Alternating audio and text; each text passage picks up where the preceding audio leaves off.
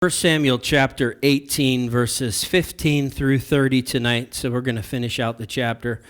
For some reason, we've picked up some bad habits here at Anchored Fellowship lately, that even on Wednesday nights, we aren't getting through entire chapters like we're supposed to. Did you notice how I included you in that, even though you had nothing to do with it?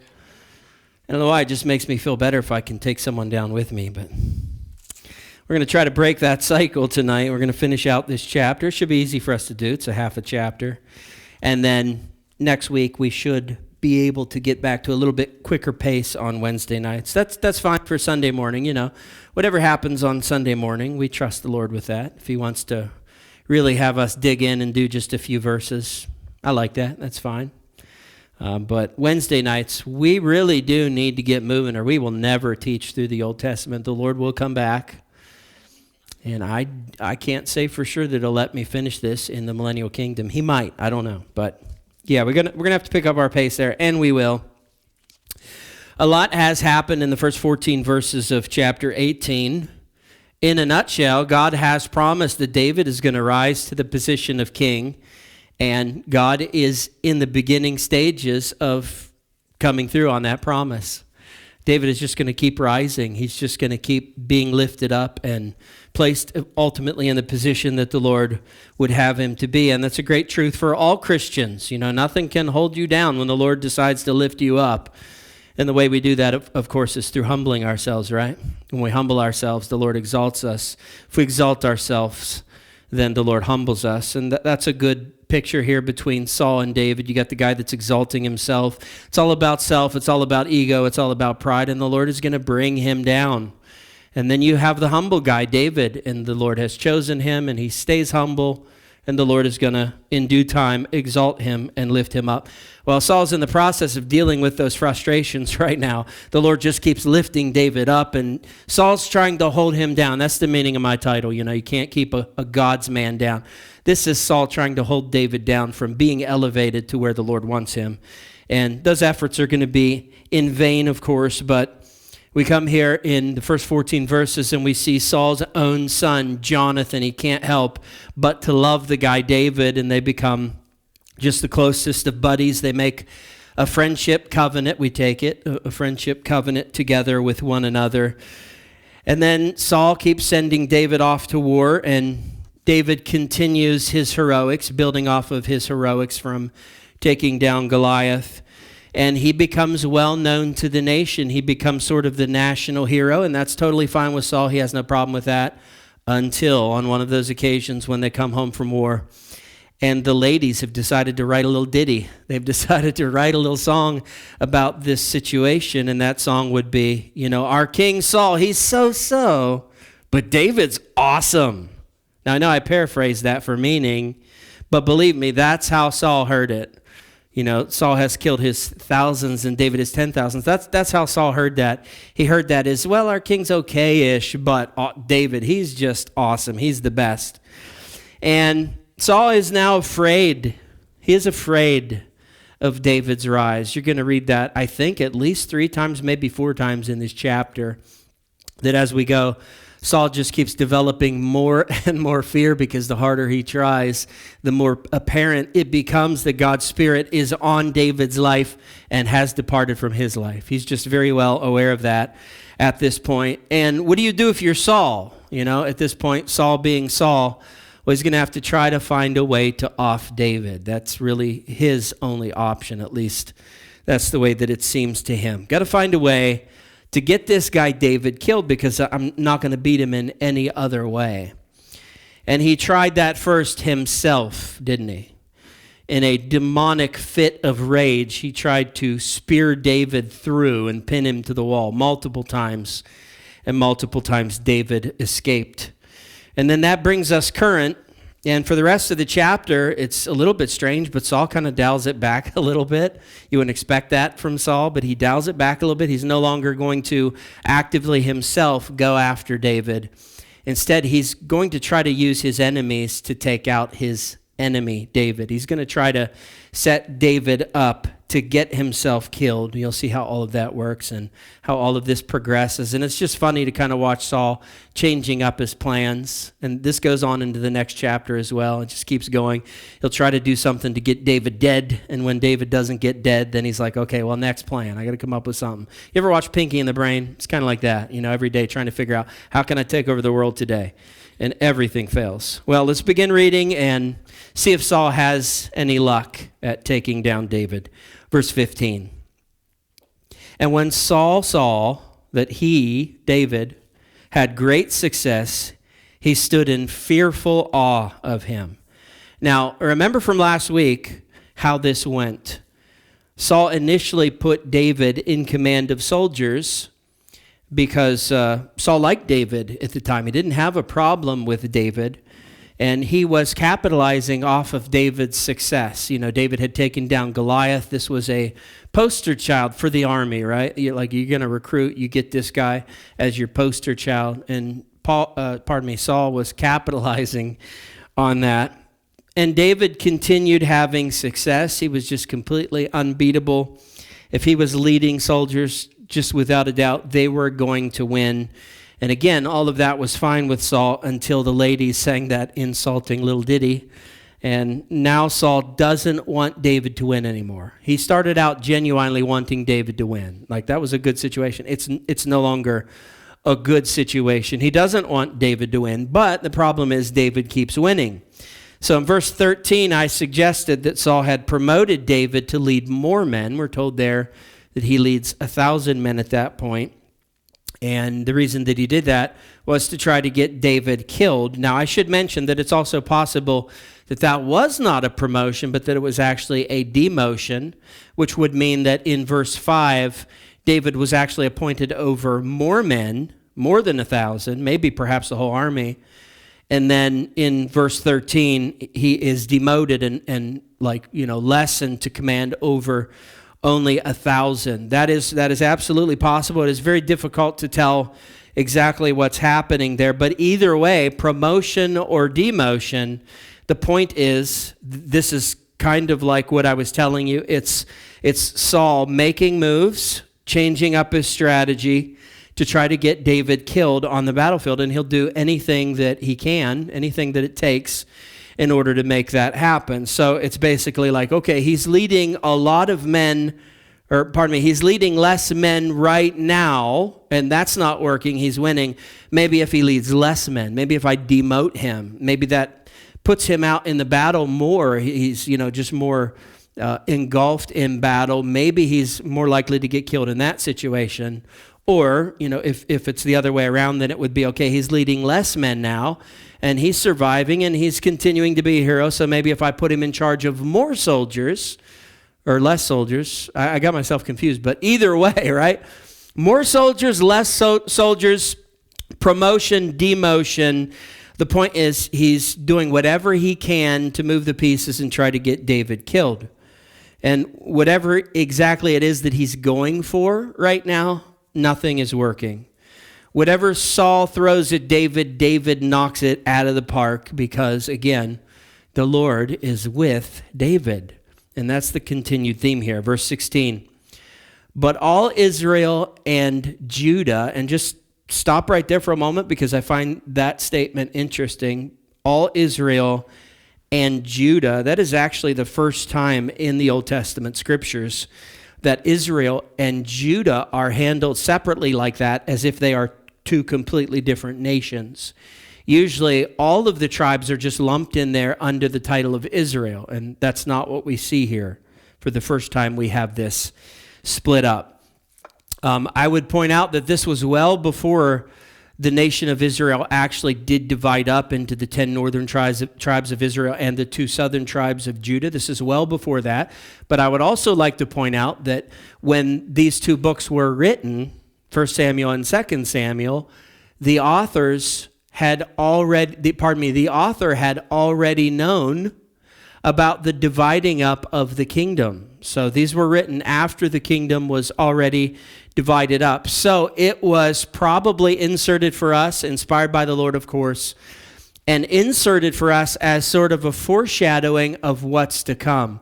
Not just that there is going to be a dividing up of the nation here, but that there's actually already a move happening within the nation where this one identity, Israel, is slowly becoming two separate identities, Israel and Judah. Those differentiations are beginning to form and evidence themselves.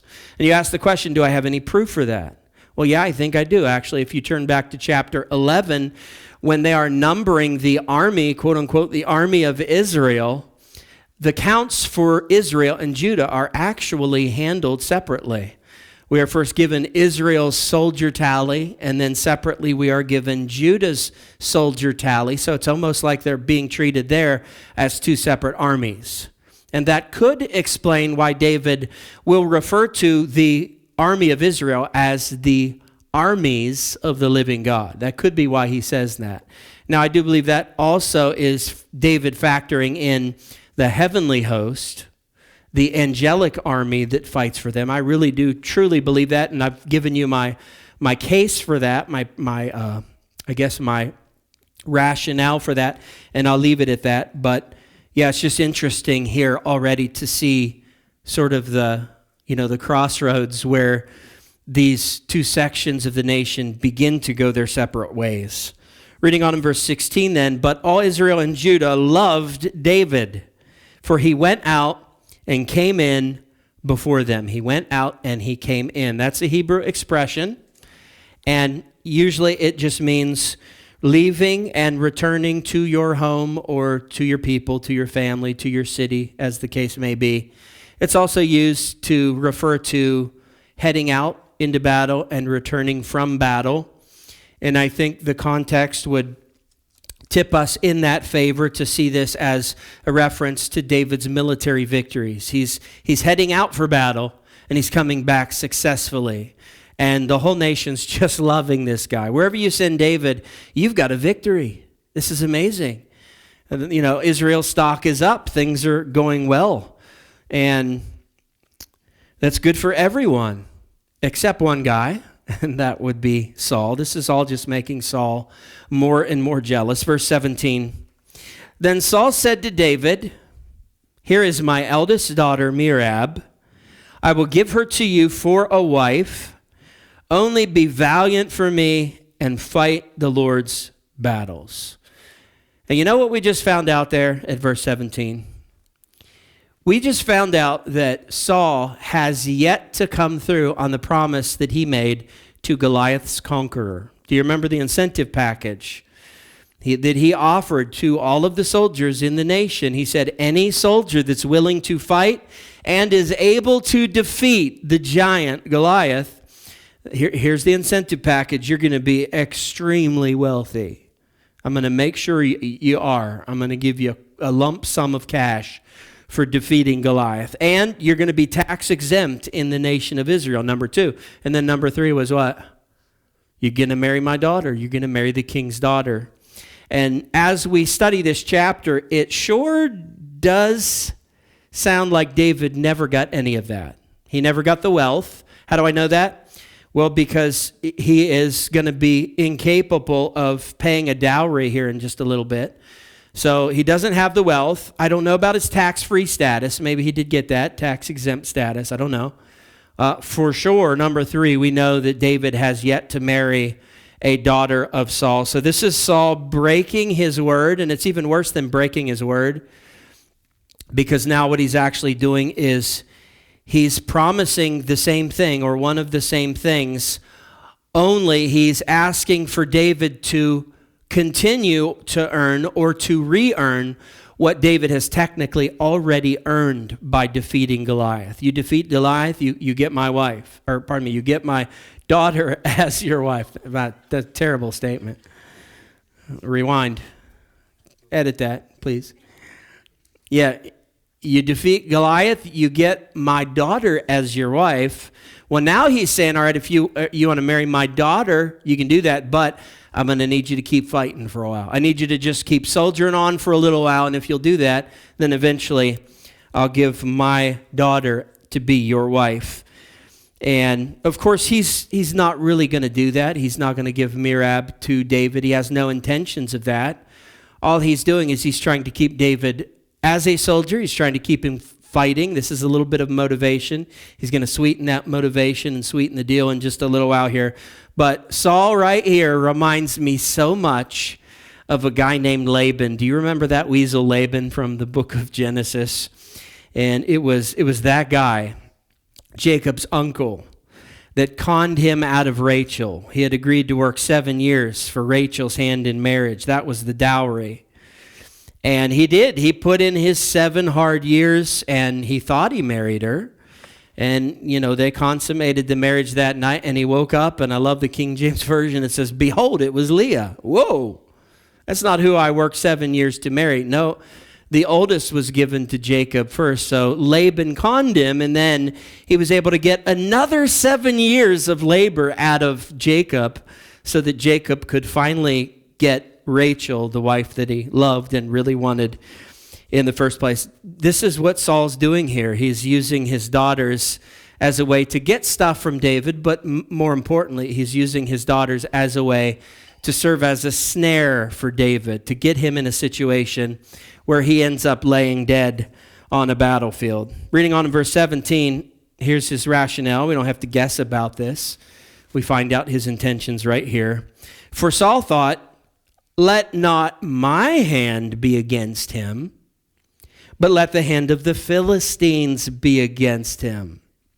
So this is really just Saul stalling. He's buying time, and he's going to keep throwing David in impossible military situations against odds, against the Philistines, in hopes that on one of those occasions, David ends up killed.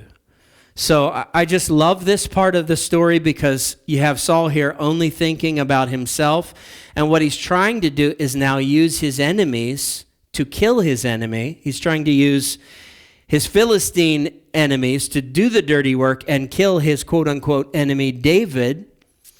But you have God on the other side of things, and God is thinking about the nation of Israel. God sees all of this. He knows about all of Saul's plans, and he takes all of it, and he's thinking about Israel, and what he does is he uses all of these plots and plans to defeat the enemies of Israel, the actual enemies of Israel, the Philistines. So I just love that. It's like the classic case in point for the story of Joseph being sold into slavery later on, saying to his brothers, "Yeah, you guys did me dirty, but what you meant for evil, God meant for good." Like God really was working behind all of that. You were plotting and you were scheming. And you thought you were doing me wrong, but actually the Lord was taking all of that and turning it around and using it for good. So that's exactly what the Lord is doing here. And I would have loved to have been a fly on the countryside there to, hear those conversations. Saul saying to David, "All right, David, take 3,000 men. I want you to go out. You're going to go against 30,000 Philistines and, come back when you're victorious." And, moments later, there's David back saying, "Okay, done. We won and didn't lose a soldier." And every time that happens, Saul is just scratching his head and completely frustrated. Like, how can I put this guy in a situation that's so overwhelming that even the Lord isn't able to deliver him from it and bail him out of it? It had to be extremely frustrating for Saul. Of course, I realize we're not really all that sympathetic to Saul at this point, but imagine how frustrating that was for Saul. So plot number 1 on the life of David was Saul with a spear. Plot number 2 was Saul throwing David into constant battles in hopes that he'd get him killed. Plot number 3 was giving David some additional motivation to stay in those battles and maybe perhaps set David up so that he could put him in more risky situations, and that David, out of desire for a wife, might be a little bit reckless in those moments. So that was like Saul dangling the carrot. I hate to say that, ladies, but Merab here, she was the carrot that was dangling before David. She's the bait for the trap. And it's not going to be the last time that he does something like this. He's going to do this in just a few moments with his other daughter. And he's just not a real great guy, if you haven't noticed. Just not a very high character type of individual. Verse 18. And David said to Saul, "Who am I, and who are my relatives, my father's clan in Israel, that I should be son-in-law to the king?" So David was just too humble here to accept his offer of his daughter's hand in marriage. I think David knew his station in life, and he definitely knew Merab's station in life. She was a princess. She was the daughter of a king. He was a shepherd turned soldier, but shepherd turning soldier marrying a princess, that wasn't really something that happened too often back then. Station in life really mattered in those early cultures throughout history. Truth is, it wasn't really until the 20th century where love became really the only factor in consideration when it comes to marriage. That was the 20th century. You realize that, right? So I know this makes like for a really good plot for a Jane Austen novel. It was truly something that just did not happen very commonly, and maybe we don't realize how big of a deal it is because for us, love's all that matters. And it doesn't matter what a person's wealth status is or poverty status. Doesn't matter if there's someone important in life or not. If they love each other, yeah, we approve. That's us. But that was not them. This was something that just really didn't happen until the 20th century. So verse 19, but at that time when Merab, Saul's daughter, should have been given to David, so there was a timeline set for this, and that timeline has come, and she should have been given to David, but she was given to Adriel, the Maholathite, for a wife. So Saul's just in over his head here. He's trying his best to get David killed. He's setting deadlines for all of this stuff, or battles where it's supposed to happen, that kind of thing. All of that's just coming and going. David's still kicking, and he gets to the point where he has to keep backing off of his word. He has to keep breaking his word. By the way, here's a feather in your Bible knowledge cap if you want it. Adriel and Merab, they get married here. They end up having 5 sons. And in 2 Samuel chapter 21, verses 8 and 9, those 5 sons will be taken by the Gibeonites and hung. So this couple here, Adriel and Merab, this is not exactly a happily ever after story. The question mark would be, does her husband get taken and killed by the Gibeonites as well? We're not real sure. She could be a widow and sonless for sure. She's sonless by 2 Samuel chapter 21. Verse 20. Now Saul's daughter, this is his other daughter, because the one he promised to David first, Merab, she was given to another man. So Saul's other daughter, Michal, loved David. Of course she loved David. Everyone loved David. It was almost enough to make a man jealous. Of course she loved David. And it says they told Saul, and the thing pleased him. Now, before you lose your mind and lose your wits and think that Saul has turned a good leaf here, just wait for the punchline. Wait for the rest of it here. Why does this thing please Saul? Why does it please Saul that his daughter Michal loves David? Here's why. Verse 21. Saul thought, let me give her to him that she may be a snare for him. Okay, first of all, daughters, if your father gives your hand in marriage to his enemy as an act of revenge, it is time to examine yourself and change your ways. Now that statement is true, okay, but that's not the full story of what's happening here. Michal really isn't the problem. He's not like dumping his problem kid off to David and thinking, well, that's going to ruin his life. All right, I like to joke about that, but that's not really what's happening here, all right? This problem, it's all Saul's. Michal, she's just an innocent pawn in this. Reading on in verse 21, and that the hand of the Philistines may be against him. So he's going to use her in order to get the Philistines against David. Therefore, Saul said to David a second time, you shall now be my son-in-law. That first time, yeah, sorry about that, just kidding. Okay, now I'm serious. Now I'm ready for you to marry one of my daughters. I'm going to give you Michal. All right, first of all, the name Michal, that is the feminine version of Michael, and it really should not be pronounced Michael. I've heard people do that. They'll take this name here in 1 Samuel 21, and they'll pronounce it Michael. I've probably even done that before, but it actually is pronounced Michal. Now, if you don't want to do the Hebrew guttural, then you would pronounce it Michal. It is the feminine version of Michael, which would be English equivalent Michelle. So if you don't want to do the Michal, the guttural, then you can do Michal. If you'd rather, you can do the English equivalent Michelle. And what's happening here is that David and Michal are really, truly, deeply, madly in love. For sure we know that as far as Michal is concerned. We read in verse 20 that Michal loved David. That's actually a powerful, powerful statement. It is the only time in the scriptures, the only time where we have a statement in the third person like this to tell us that one particular individual, one particular woman loved a particular man, and we're given names. It's the only time something like this appears. Now, of course, love is insinuated multiple times, many times in the scriptures. You know, Song of Solomon, the Shulamite woman, right? So, yeah, there are insinuations of love, but never are we told like this, person A loves person B. And as far as David is concerned, were those reciprocated feelings? Yes, I think they were.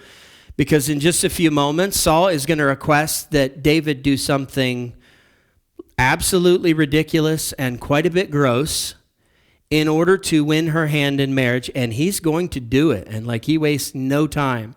So actions speak louder than words. Yes, I think David returned those emotions. I think he loved her too. I think that was what was told to Saul. I think they let Saul know, look, these two are actually really in love. Michal really loves David. And Paul sees this as an opportunity to leverage in order to get David killed. So it's another reason. It just kind of lends itself to the fact that he knew David had feelings for Michal too, and he could use those. He could use those feelings. He could use that love as a trap, as a snare, to get David to stumble and be killed. So, as you can see, it's not really Saul giving away his horrible, terrible daughter as an act of revenge to get this guy back. No, it's him using those emotions, those desires to be together. It's him using the love that exists between these two in order to trip him up, to steer him into harm's way and get him killed. And to play Saul's advocate, this is actually Saul's best plan yet. I'll show you why that is in just a moment. It would seem like, barring divine intervention, it would seem like a pretty surefire way to get David killed. Verse 22. And Saul commanded his servants, speak to David in private and say, behold, the king has delight in you. Now, in verse 21, Saul told David to marry his daughter. We are not told about a response from David there. We're going to be given a response from David shortly. But we know that he was hesitant, and he's going to express that, real soon here in the text. David is hesitant to marry even Michal, even though I believe he really loves her. He's hesitant to do that. So Saul here has to send servants to David to try to butter him up and to try to let him know, look, I know it feels like Saul hates you, probably the whole, trying to throw a spear through your guts thing a couple times. But listen, when Saul's not in one of his demonic tirades, he's actually a pretty good guy. He'd be a pretty good father-in-law. You know what? He really likes you, David. He really does. So I think you should marry the king's daughter. So they're trying to butter him up, make him feel better about the situation. And he goes on to say, all his servants love you. It's not just the king, it's the whole palace. It's everyone working for Saul. This is a good situation for you. Now then, become the king's son-in-law. Verse 23. And Saul's servants spoke those words in the ears of David, and David said, does it seem to you a little thing? In other words, this is a big, big deal. This is a decision that I cannot make lightly. It's a big deal, reading on, to become the king's son-in-law, since I am a poor man and have no reputation. So again, this is about station in life. He's poor. He's of no reputation. She's royalty. He's not. And he does not have the money to pay for a dowry, let alone to pay for a dowry for a princess. Are you kidding me? Verse 24, and the servants of Saul told him, thus and so did David speak. Thus and so did David speak. I really expected the ESV to modernize that language a little bit more, but I don't hate it. I actually kind of like it. It reminds me of my KJV days. Thus and so did David speak. Verse 25, then Saul said, thus shall you say to David, the king desires no bride price, no dowry, except 100 foreskins of the Philistines, that he may be avenged on the king's enemies. Okay, so there actually is a dowry then. He said, I don't need a dowry, but what did he ask for? He did ask for a dowry. It's just a really weird one. So first, let's talk real quick about dowries. We've covered this before, but just to be thorough, when a father gave you permission to marry his daughter, that did not mean you could do so free. Even if he told you, you can have my daughter as your wife, what that meant was you're going to have to come up with a dowry to pay me.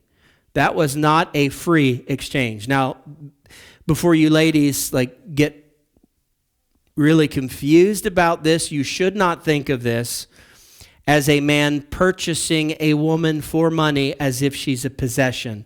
That is not at all what this was. There are two different ways to look at it. Number one, you could look at it as alimony up front, just in case he was a jerk and he ran off and left the woman and she was without a husband, all right? So alimony up front, or number two, insurance up front in case the man ends up dying and leaving her as a widow. Because at the time, women really weren't the breadwinners in the families. They didn't make the money. It was the men that went out that labored. It was the men that brought the money in. So a woman on her own, she was in a vulnerable position. That was, remember, the very background for the story of Ruth, the book of Ruth and Naomi and, that whole thing. So big deal. A woman needs to have some kind of financial guarantee that if her husband either dies or leaves her, that the mom and dad then can take that dowry. Hopefully they didn't blow it on Amazon stuff, and then they can give that dowry to the woman and she can continue to finance her lifestyle. So that was supposed to happen regardless. And reading on, it says, before the time had expired. So again, Saul has another deadline here. We don't know what it is. We aren't told, but there is a deadline here. Saul basically said, you'll do this thing. You'll go get these 100 Philistine foreskins. You'll do that by a certain time. And then once you give those to me by that certain deadline, then she is yours as a wife. Reading in verse 27, David arose and went along with his men. So he did not waste a moment here.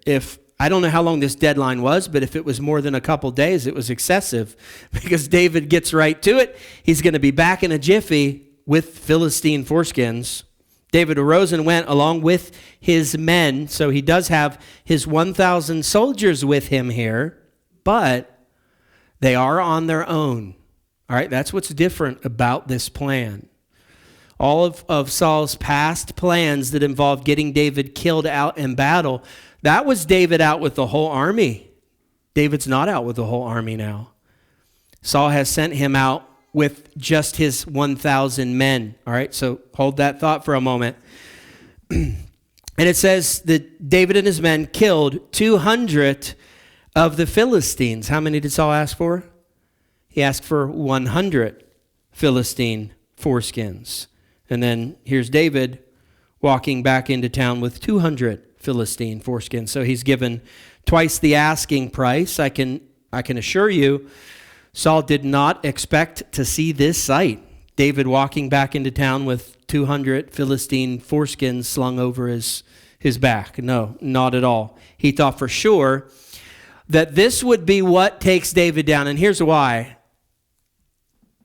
Good luck taking 1,000 men and going out and finding 100 Philistines on their own in the same area, waiting to be overcome, and go ahead and try that and see what happens.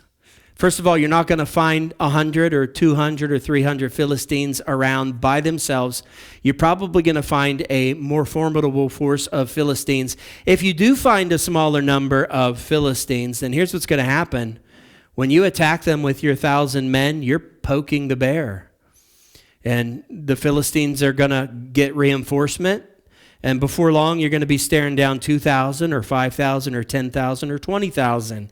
And what do you got? You don't got the whole army this time. You got just your 1,000 men. You see how this is a trap? This is most certainly a trap. But David was successful. He comes back with twice the asking price. It says, and David brought their foreskins, which were given in full number to the king. So 200 of them, twice the asking price. Remember this, Jesus once said, if someone asks you to go 1 mile with him, go with him 2 miles. So this is the Old Testament version of that. If someone asks 100 foreskins from you, give them 200 Philistine foreskins. That's how it's supposed to work. Write that down. You might need that sometime. It's the Old Testament principle that Jesus gave us there, and way more gross. Reading on. They were given in full number to the king, which is kind of funny. The statement's funny because it means someone like had to count them. You know, one of the servants. Okay, there's 1, there's 2. Anyway, I shouldn't think about these things, but I do. The full number were given to the king that he might become the king's son-in-law. And Saul gave him his daughter Michal for a wife. Because what else could he do at that point? He can't win. No matter what odds Saul throws at David, David wins. As the title says, you can't keep a God's man down, or a God's woman for that matter. This battle for us is already won. We are more than conquerors. If God be for us, who can be against us? All of those passages that promise us, we've already got the victory. So the battle is it's futile. It's exercise, right? So remember that when you're dealing with your enemies. You may be frustrated that they keep coming after you. You may be frustrated that, they plot for you and you avoid it. The Lord helps you, but they keep coming and they keep coming and they keep attacking. And the attacks keep getting more creative and more destructive. You may be frustrated that that's happening, but I would say to you, don't pity yourself in that situation. Think about this story. Who should be pitied here? Think about this story. It's your enemies that deserve the pity. You should pity them for how frustrating it must be to keep coming after you when God has determined to bless you, when God has determined to protect you. See, you're only looking at it from your side. They keep attacking me. This is frustrating. Yes, think of how frustrating it is for them to lay the traps for you and then to trip and fall into them themselves, as the scripture says. To come after you, to blast you, only to find out that the Lord has blessed you. To try to get a step ahead of you, only to find out that the Lord has you a couple steps ahead of them. So, thank God that when he determines to set us at a certain height, whether that be in, vocation, earthly vocation, or spiritual life, when he decides to set us at a certain height, he will keep rising us until he gets us there, and nothing's going to stop that. Nothing can stop the Lord when he determines to bless your life. Before we move on, quick question. I wonder what Michal thought of this dowry. Instead of money, 100 foreskins, it ends up being 200 Philistine foreskins. I wonder what she thought of that, because remember, this is her future. If David either takes off or ends up croaking, this is all that she would have to her name, 200 Philistine foreskins. I wonder if she was upset with her father over that, because you can't trade those at the market. No one wants those. I mean, you can't even make it into like wallets and purses. No one wants that stuff either. Again, I don't know why I think of this stuff, but I do. So, verse 28, aren't you glad it's almost over? We're almost done here. Verse 28, by the way, if you don't know what foreskins are, well, I would tell you to go look it up later, but no, don't do that. You're going to come up with the wrong search results. Yeah, definitely just talk to me after service, and I'll tell you what that is. Verse 28, but when Saul saw, thank goodness that's the last time I have to read that. When Saul saw and knew that the Lord was with David and that Michal, Saul's daughter, loved him, verse 29, Saul was even more afraid of David. So Saul was David's enemy continually. So basically nothing changes from this point. Verse 30, then the commanders of the Philistines came out to battle, and as often as they came out, David had more success than all the servants of Saul, so that his name was highly esteemed. He just keeps, being the hero for the nation. And I love this. His name was highly esteemed. Literally, in the Hebrew, David's name means beloved. And that's what we were just told. His name becomes beloved in Israel. Well, that's what his name means. His name means beloved. So he's living up to his name here. Now, next week, Saul is going to come out in the open with his desire to kill David. This is how it's going to progress, right? We started in the chapter where Saul tried to kill David himself. That did not work. I'm surprised he abandoned that so quickly, but eventually he is in a, how do I want to say this, in a very